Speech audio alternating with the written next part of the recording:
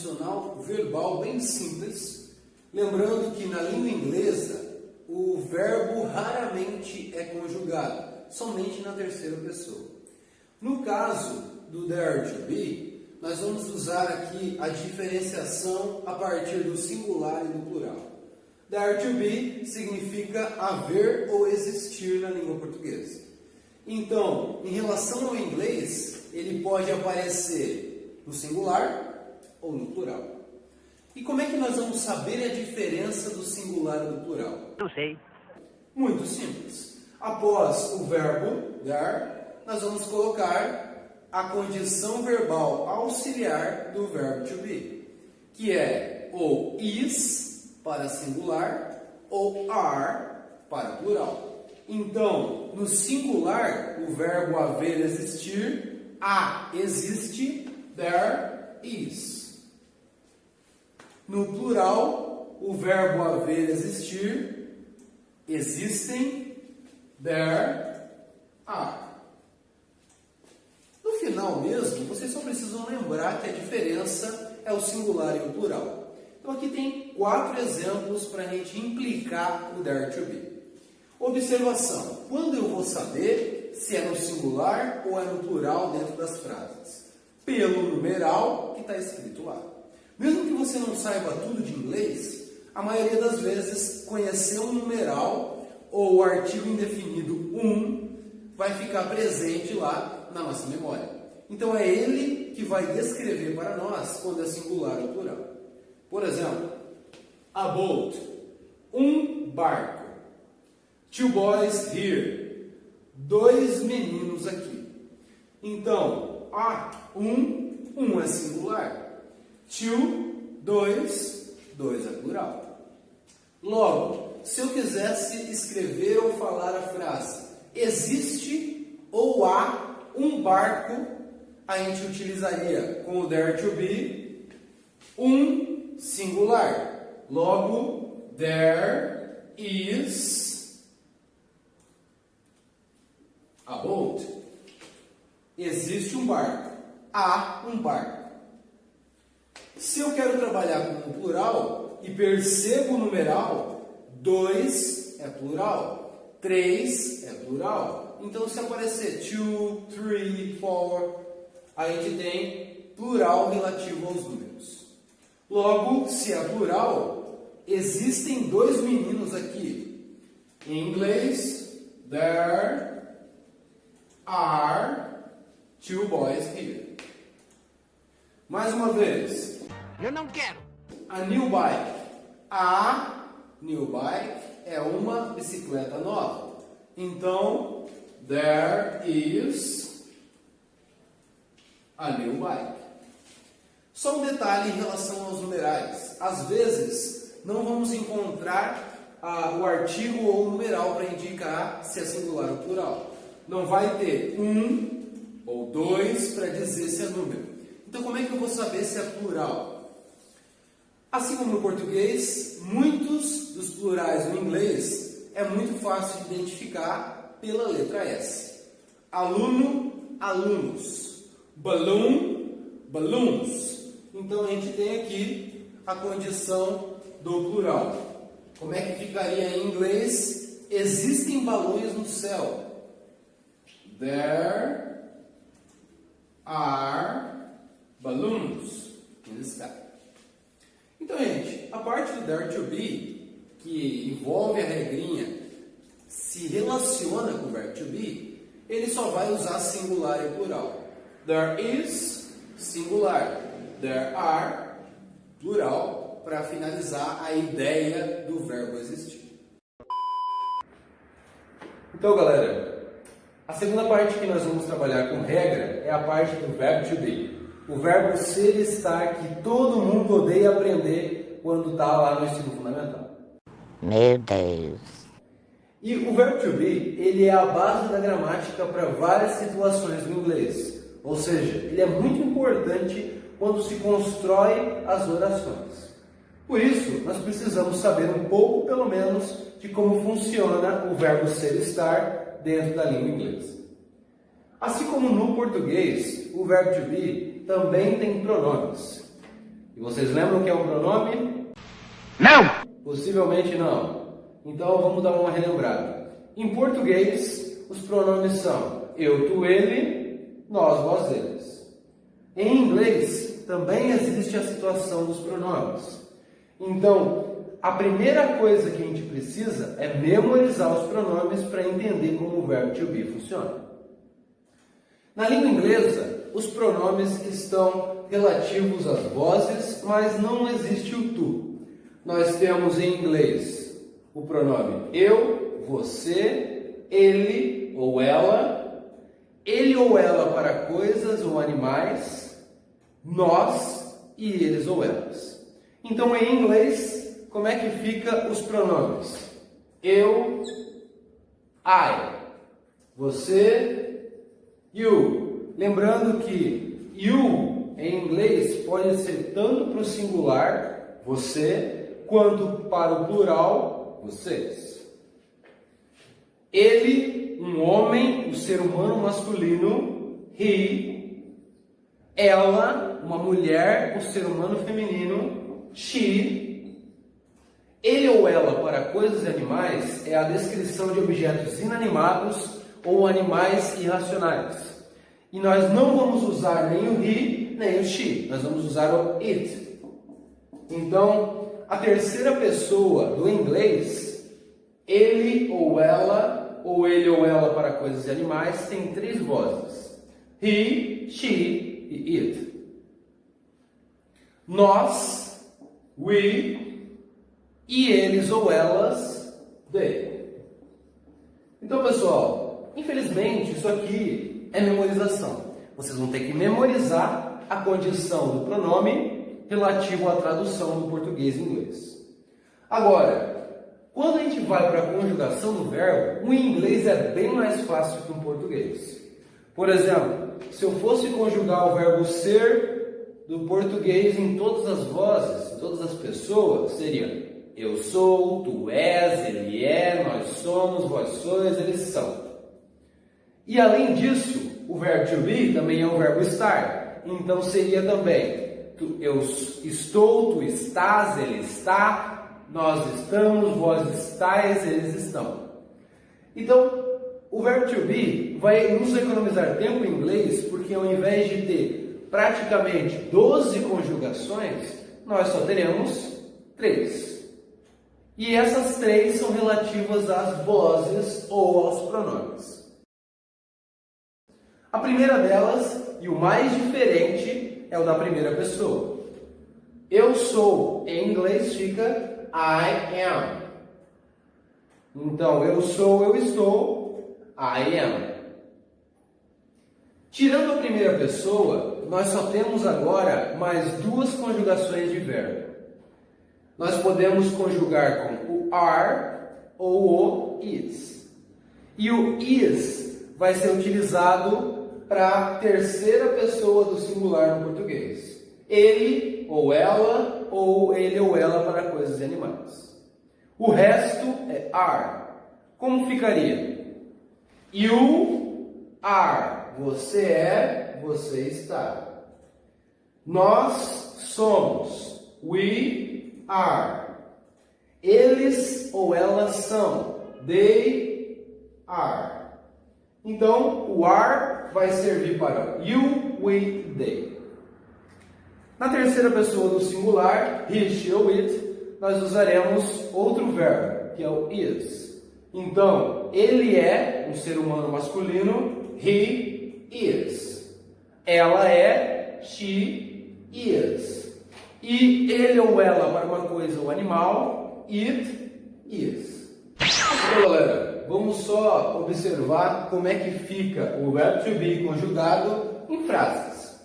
Então aqui nós temos 4 frases para colocar o verbo a partir do pronome. Lembrando, tem que memorizar os pronomes, porque se vocês não souberem o que significa o pronome, fica mais difícil de colocar o verbo. Então aqui na primeira frase, em tradução, seria ela é uma mulher. Como ficaria em inglês essa frase colocando o verbo to be na afirmativa? Ela, she. Então, com o she, nós usamos is. Logo, she is a woman. Ela é uma mulher. Segunda frase.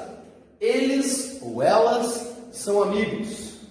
Como é que nós faríamos o são para o nosso verbo they, para o nosso pronome they? They are. Então, they are friends. Primeira pessoa. I é o mais diferentão. Eu sou. I am a doctor. Eu gostaria de ser um médico, mas não sou. E por último, nós temos aqui mais uma vez a terceira pessoa, mas agora para um inanimado ou irracional. Esse, ou isso, ou ele é um cachorro. Como ficaria em inglês? It is a dog. It is a dog.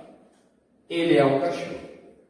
Então, galera, esses aqui são os exemplos de como a gente preenche, utiliza, aplica o verbo to be. Lembrando, o afirmativo é necessário conhecer os pronomes, memorizar. Mas os verbos são só 3. I, am, you, we e they are, he, she ou it is. Ah, agora eu entendi! O verbo to be tem a forma afirmativa quando se conjuga com is, are e am, as condições de pronome. Mas o afirmativo não é a única forma. Nós temos também a negação, que no português é muito mais fácil, porque basta a gente utilizar a palavra não. Eu sou, eu não sou, eu estou, eu não estou. Então, no inglês, o princípio é bem similar, só que tem várias maneiras de escrever essa negação. E no verbo to be, a primeira maneira, a mais clássica, e apesar de ser clássica, não é muito utilizada, é a versão completa, podemos dizer, sem contração. Como é que eu nego em inglês? Bem difícil, quer ver? I am, eu sou. I am, eu não sou, not. O miserável é um gênio! You are, você é. Você não é, you are not. Ele ou ele ou ela não são. He is not. She is not. It is not. Nós não somos, eles não são. We are not. They are not. Então, galera, meu Deus, que difícil, não é mesmo? Ah! Essa é a parte da negação clássica que não usa contração. Mas existem dois tipos de contração que são uma resultante de som para economizar tempo na fonética e também devido à velocidade da fala. Ele é muito utilizado no inglês americano e um pouco menos no inglês britânico, mas ele está presente para facilitar a fonética e também devido às características de regionalismo. Então, a gente vai ver uma das formas contraídas da negação, a forma que a gente chama de abreviada. Então, na contração da negação, nós não podemos contrair a primeira pessoa. Então, I am not vai continuar I am not. No máximo, a contração acontece no verbo to be, am not. Mas não se pode contrair aqui o verbo com a negação da primeira pessoa. Agora, na segunda, na terceira, nos plurais, nós temos como contrair is not e o are not. E como é que contrai? Devido à velocidade da fala, quando a gente está negando, pode acabar saindo assim. You are not, you are not, you are not, you are not, you are not, aren't. Então, a contração pela fala rápida acabou sendo utilizada como regra. Em inglês, contrair are not pode indicar a negação da seguinte maneira. Aren't. Então, eu posso falar você não é, you are not. Ou eu posso falar você não é, you aren't. Que é a mesma coisa, mas com a forma contraída. O mesmo processo vai se repetir em nós ou eles. We are not, se for na forma completa. We aren't, se for na forma abreviada, contraída. They are not, they aren't. Então, are not vai se contrair em aren't. Is not também tem contração. Então, para fazer a contração devido à fonética, a fala rápida, a aglutinação do som, nós vamos resultar da seguinte maneira. Na forma completa, eu diria, ele não é, he is not. Ou, na forma contraída, he isn't. Então, he is not, he isn't. É a mesma coisa, apenas contraindo o som e a escrita. E se fosse ela, she is not ou she isn't. It is not ou it isn't. Então, galera, negativa, ela simplesmente vai trabalhar com a negação não, ou a forma contraída que reúne, agrupa, aglutina o verbo e também a negação. Mais uma vez, para não esquecer. Outra vez? I am not. Não contrai. You are not ou you aren't. She is not ou she isn't. E esse aqui é a parte da negação do verbo to be. Então, galera, a última forma do inglês relativo ao verbo to be que nós veremos hoje vai ser sobre a forma interrogativa.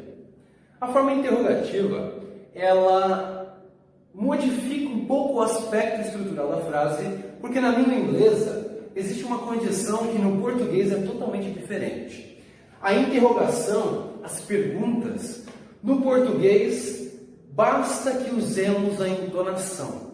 Ou seja, uma mesma frase pode significar a mesma coisa, mas com um som diferente pode mudar de função.